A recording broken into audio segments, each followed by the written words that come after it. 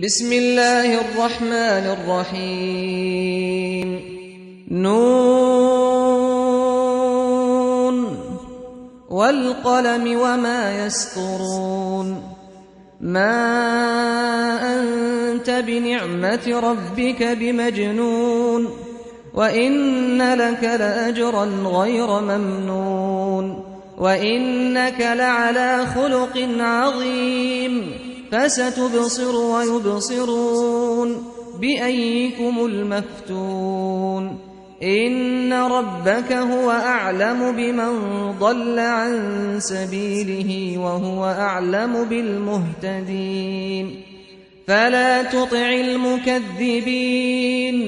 ودوا لو تدهن فيدهنون ولا تطع كل حلاف مهين هماز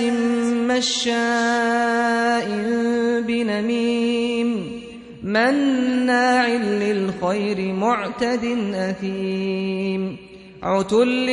بعد ذلك زنيم أن كان ذا مال وبنين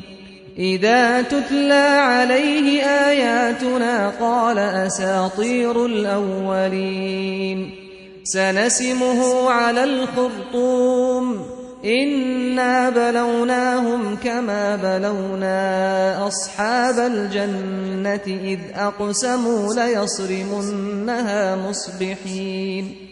ولا يستثنون فطاف عليها طائف من ربك وهم نائمون فأصبحت كالصريم فتنادوا مصبحين أن اغدوا على حرثكم إن كنتم صارمين فانطلقوا وهم يتخافتون ألا يدخلنها اليوم عليكم مسكين وغدوا على حرد قادرين فلما رأوها قالوا إنا لضالون بل نحن محرومون قال أوسطهم ألم أقل لكم لولا تسبحون قالوا سبحان ربنا إنا كنا ظالمين فأقبل بعضهم على بعض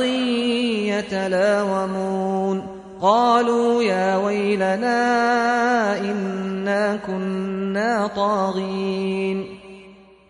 عسى ربنا أن يبدلنا خيرا منها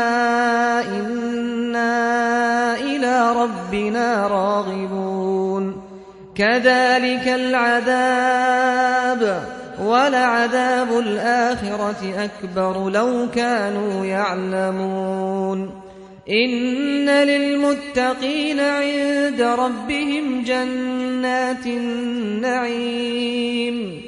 أفنجعل المسلمين كالمجرمين ما لكم كيف تحكمون أم لكم كتاب فيه تدرسون إن لكم فيه لما تخيرون أم لكم أيمان علينا بالغة إلى يوم القيامة إن لكم لما تحكمون سلهم أيهم بذلك زعيم أم لهم شركاء فليأتوا بشركائهم إن كانوا صادقين يوم يكشف عن ساق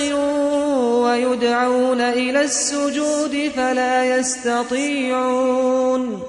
خاشعة أبصارهم ترهقهم ذلة وقد كانوا يدعون إلى السجود وهم سالمون فذرني ومن يكذب بهذا الحديث سنستدرجهم من حيث لا يعلمون وأملي لهم إن كيدي متين أم تسألهم أجرا أم تسألهم أجرا فهم من مغرم مثقلون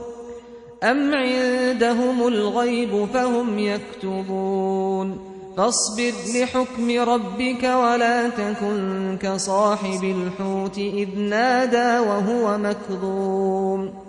لولا أن تداركه نعمة من ربه لنبذ بالعراء وهو مذموم فاجتباه ربه فجعله من الصالحين وإن يكاد الذين كفروا ليزلقونك بأبصارهم لما سمعوا الذكر ويقولون إنه لمجنون وما هو إلا ذكر للعالمين